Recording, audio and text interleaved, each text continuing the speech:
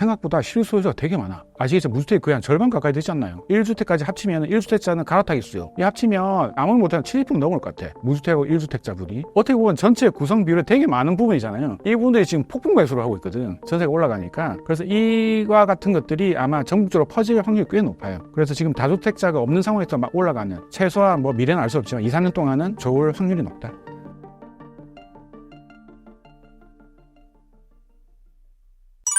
인구 감소 때문에 우리나라 부동산은 끝났다라는 분석에 대해선 어떻게 생각하시나요? 인구가 줄면 당연히 부동산 살 사람이 없는 거잖아요. 그죠? 근데 최근에 재밌는 데이터가 있어요. 지방이 보통 인구 소비를 많이 하자는 거죠. 뭐 경상북도라든지 전라남도. 그런데 재밌는 게 이와 같은 소도시들이 있잖아요. 요새 막 올랐어.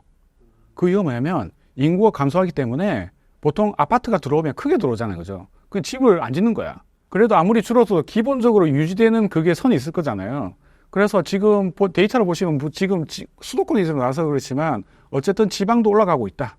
소규모 도시 공급이 없으면 맞아요. 그런 지역은 실제 올라가고도 있고, 그리고 또 중요한 게 뭐냐면 일단 기본적으로 인구가 줄면 되게 부담스럽잖아요. 그죠? 아무래도 이 기본적인 인구가 있어야지 결혼을 하면서 집 수요가 생기고, 그 다음에 직장을 구하면서 집을 얻는 원심력이 생기는데, 여러분 아시겠지만 아무리 인구가 줄어도 서울대하고 스카이대학은 경쟁률 항상 높잖아요. 이렇게 생각하시면 돼.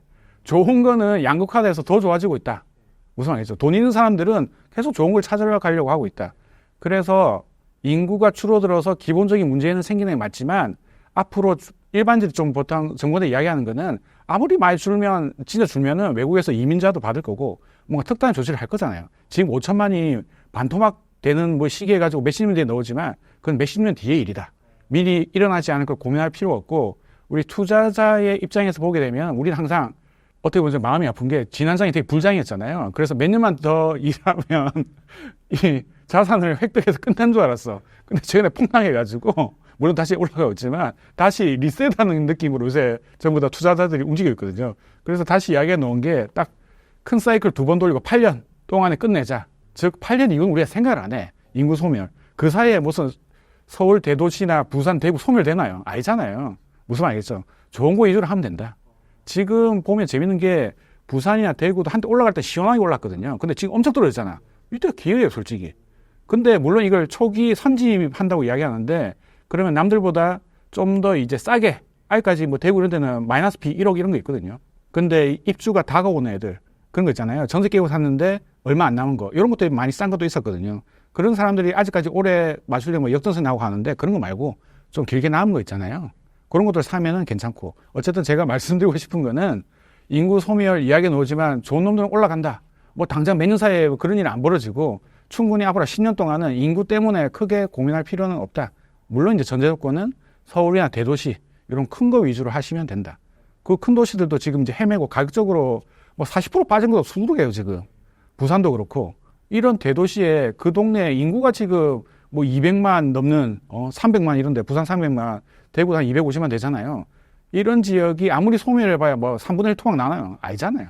그런 지역에서 선호한 지역들, 뭐 부산은 해수동, 대구는 수성구, 이런 데는 대구 수성구 같은 경우는 학군이 워낙 좋아서 부산에서 막 올라오거든요. 이런 지역들은 인구가 빠질 수가 없어요. 그래서 그런 애들 많이 회복이 됐어요. 우리가 뭐 지방 구석탱이 이런 데 가지 말고, 물론 이 구석탱이까지 올라갈 시기는 오히려 부동산에서 발을 빼야 될 시기야. 거의 끝물이기 때문에. 그래서 인구 소멸 지역도 올라가는 그런 이제 조그만 지역까지 올라갈 때는 이제 빠지면 되는 거고, 우리가 굳이 그런 걸 고민할 필요 없고 좋은 거에 집중하면 된다라고 생각하시면 될 것 같아요. 최근 부동산 양극화가 극도로 심해지는 것 같은데요. 앞으로 어떻게 될 것으로 보시나요? 일단 그 양극화의 문제는 뭐냐면 똘똘한 한 채잖아요. 양극화가. 그거는 지금 정책적으로 그럴 수밖에 없어요. 왜 그러냐면 사람들이 가장 싫어하는 게 뭐예요? 세금이잖아. 세금인데 세금을 많이 내고 싶지가 않아. 보통 세금은 팔 때 내는 거거든요. 근데 요즘에는 살 때부터 세금이 많이 올라갔어. 가만 생각해봐요. 일단 세금적으로 취득세하고 종부세가 있어. 양도세는 어차피 팔 때, 요즘에는 양도세는 좋은 게 뭐냐면 양도세 중과가 사라졌어.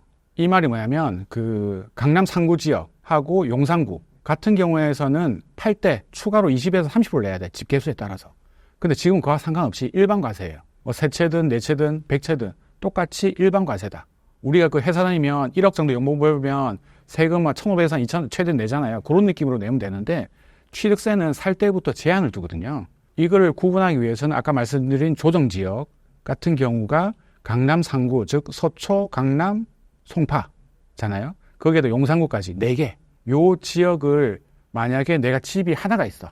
근데 두 번째 집을 이 지역을 사게 되면 무슨 말이겠죠?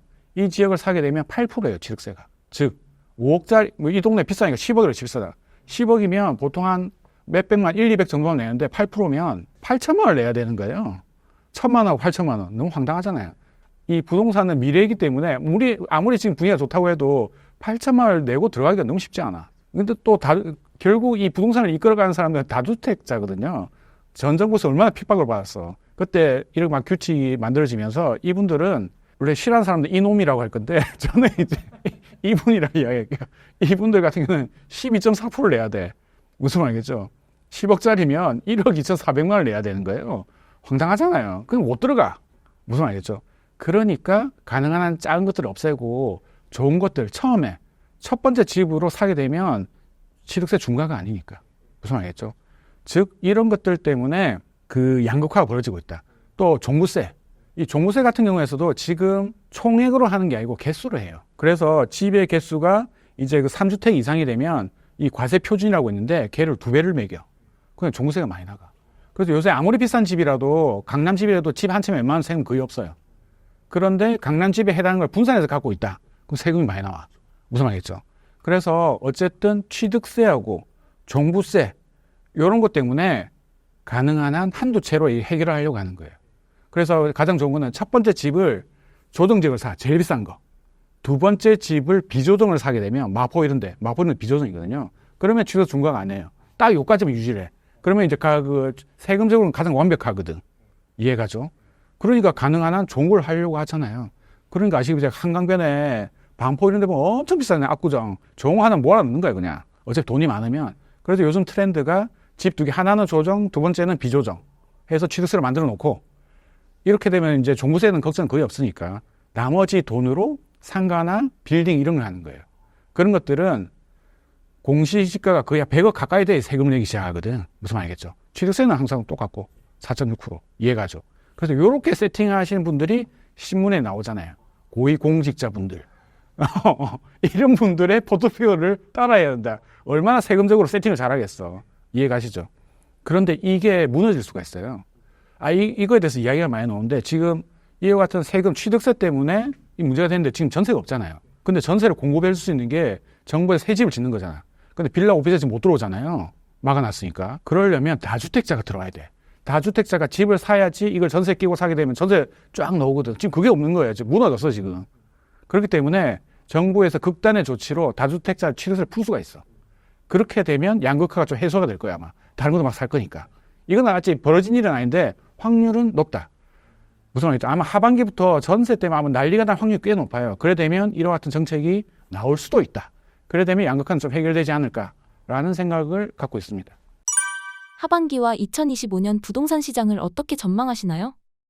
그래서 지금 분위기 같은 경우는 일제히 수도권은 좀 핫하잖아요. 그죠? 아까 말씀드린 전세는 뭐 1년 이상 올라가고 있고 매가도 지금 꾸준하게 몇 달 이상 올라가고 있는 상황인데 지금은 실거주자가 즉 실수요자가 이제 매수하는 상황이에요.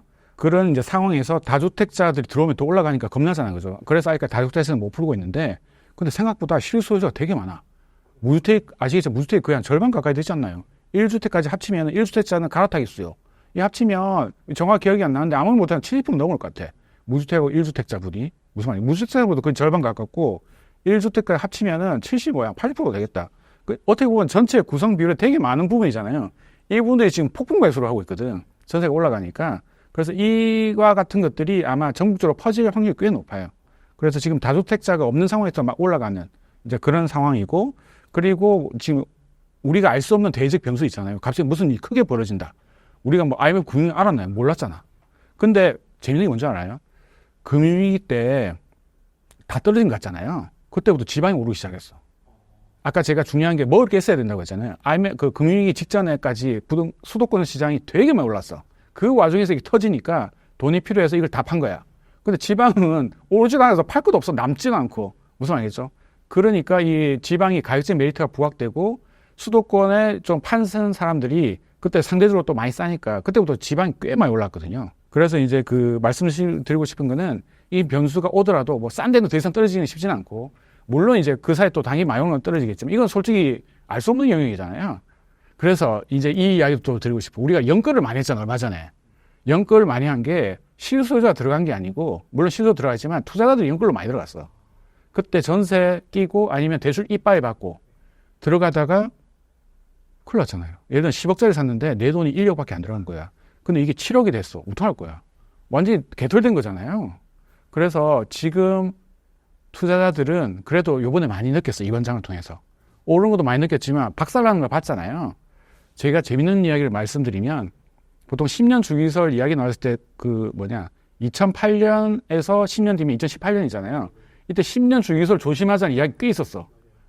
있었는데 그때 분위기가 너무 좋았거든요.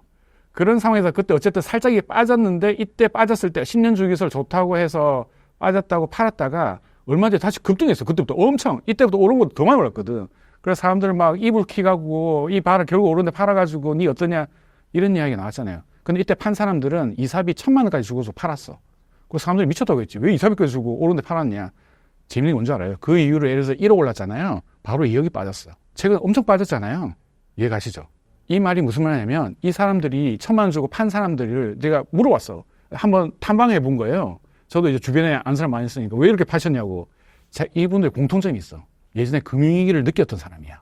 그때 그 느낌이 있거든. 무슨 말이겠죠? 보통 이 순서가 있어요. 뭐 분양권 오르고, 그 다음에 갭 투자 오르고, 그 다음에 분양권과 갭 투자로 기존 아파트들이 많이 오르면 개발 여력이 생기잖아요. 그죠? 그럼 재개발 재건이 떠. 그까지 하면 그 크게 주택의 한 사이클이 완성되거든요. 그렇게 되면 주택 규제가 엄청나게 들어오고, 그때부터 비주택으로 넘어가. 아시겠지만 얼마 전에 오피스텔하고 지식산업센터 엄청 인기 많았잖아요. 그 다음 상가도 인기 많고, 그다음에 건물까지 갔잖아요. 이게 큰 한 사이클이야. 그걸 다시 본 거잖아. 이건 항상 돌고 돌거든. 이 상태로. 그래서 지금 다시 다 무너지고 다시 분양구도 뜨기 시작한 거잖아요. 근데 그걸 느꼈던 사람이 본능적으로 안 거야. 뭔가 불안하다. 그래서 이사비를 주고로 판 거예요. 그 사람들이 위너가 됐어요. 그래서 이제 제가 말씀드리고 싶은 거는 그때 부동산 시장하고 지금 시장을 비교하면 걔들도 오랫동안 이렇게 지금 빠지면서 했기 때문에 매일 힘들어가 많이 빠져나가는데 결국 상승을 타면서 다 올랐고 아까 말씀드린 그 분양권을 시작해서 한 사이클 다 돌았다. 제가 봐서는 어떤 분들은 그때부터 시작해서 지금 빠진 것까지 해서 다시 올라가는 이걸 큰 사이클을 볼 거냐. 근데 제 같은 경우는 10년 사이클을 보는 게 맞다. 그래서 지금 이제 다시 시작하는 느낌은 어쨌든 저는 이제 기간이 아니고 가격적으로 확 빠졌잖아. 그죠? 빠졌기 때문에 다시 이제 시작하는 마음으로 아까 얘기했잖아요. 불과 2, 3년 전만 해도 사람들이 되게 분위기가 좋았거든요. 그래서 저 그때는 전부 다 꼽을 치러 다녔어. 근데 요즘에는 공주로 다니고 있어요. 알바한다고. 진짜 세상이 바뀌었어. 요새 뭐 쿠팡 뛰고 이자가 장난 아니거든. 그래서 세상이 바뀌었잖아요. 그죠? 다시 리셋하는 기분으로 다시 살아가고 있고, 그래서 이제 크게 계약갱 청구권 2바퀴 8년 내에 어떻게든 끝내자라는 기분으로 전부 다 다시 하고 있어요. 어쨌든 이제 앞으로 시장은 최소한 뭐 미래는 알 수 없지만 2, 3년 동안은 안전하 좋을 확률이 높다. 물론 뒤에도 말씀드리겠지만 입주 물량이 다 확정이 돼 있어가지고 지금 기준으로 앞으로 3년 뒤까지는 공급이 확정돼 있어. 이미 다 알고 있어 이게. 이거 어떻게 보면 포가 칠 때 패를 보고 치는 거랑 똑같거든요. 그런 상황이라서 앞으로 3년 동안 문제가 없고 그 이후에도 지금 분위기가 워낙 안 좋아서 인허가를 많이 없앴어요. 그래서 추가 공급되는 것도 줄기 때문에 앞으로는 괜찮지 않을까 당분간은 그렇게 생각하고 있습니다.